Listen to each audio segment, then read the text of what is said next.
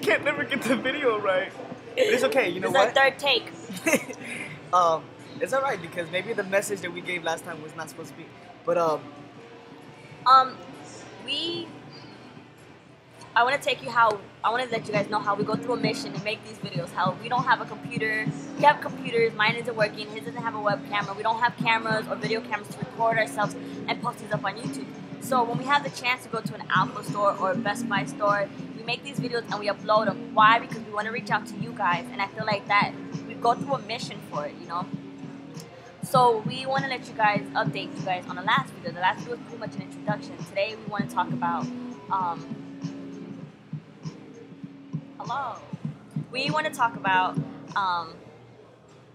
how you feel like you have to be dependent on yourself. yeah. Wow. And how people, you know, they get to their breaking point and they wonder why everything's so messed up. Well, because you sit there and you think you can handle things by yourself. You feel like you're on your, like my sisters, like I came into this world by myself, so I'm gonna die by myself. No, because God created you. God was there when you were born. God was there when you're crying at night. God sees your tears. God sees your struggles. Like, don't ever feel like you're alone, and you're not. So when people feel like they can handle things on their own and do things by themselves, well, you're only digging your hole deeper, and you're only hitting rock. You're gonna only hit rock bottom harder. So. See, I've dug a hole. Like it was like 20 feet tall, and like 20 feet deep, and I just felt like I kept digging and digging and digging, and everything that I did was a wrong decision. And you know, you're gonna get to a point in your life when you feel like everything you do is just, you know, just planned for you to fail. And in the Bible it says, yeah, you're gonna fail, but it's like about failing and picking yourself back up. And how do you pick yourself up? Where do you find the strength? Through Christ, you find strength. Through motivation, Christ gives you motivation. Like me, sometimes, like past when I became a Christian, I didn't feel like to pray. I didn't feel, but you know, when you make that connection with God and you actually have intimacy, like He wants you, He desires intimacy. When you get close with Him, He wants you closer. When you get closer to Him, He wants you closer. You know, He wants that unimaginable intimacy, and that's what He desires, intimacy. He wants a connection with you.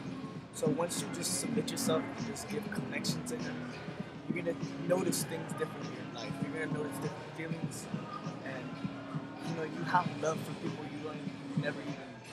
Yes, or people you hated, or people like my ex, for instance. You know, when I was in the things of the world, when at the time I was, you know, a lesbian.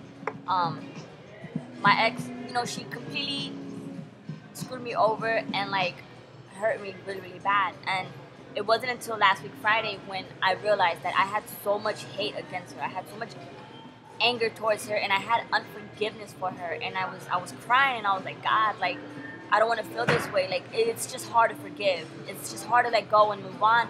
But, you know, I just felt like at that point I wasn't going to move on. I wasn't going to go to the next level with God if I didn't forgive her. And, you know, the next thing you know, the prayers, like, let's pray about unforgiveness. And I looked at Ralphie, and I was like, I stood up before he even, like, called people to stand up. And I was just like, and I cried out to her. And my ex was standing next to me the whole time. And I've forgiven her.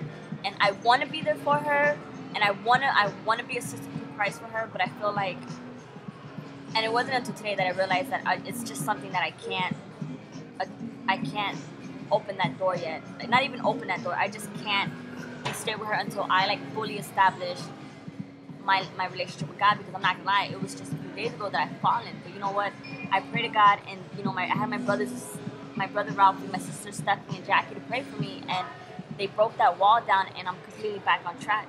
And it's like a lot of our friends that text us or that called us, and they out of nowhere they'll just be like, pray for me.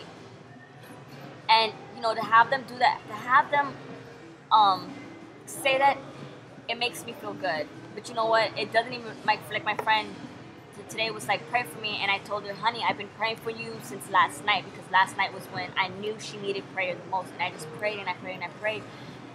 But you know what? We also let our friends know that our prayers will only take you so far. You have to talk to God. Like, a lot of people want the shortcut out of it, and they don't want to make a step. They don't want to go further. Or be personal with God and talk to Him. They believe, because I used to be the same way, that God is just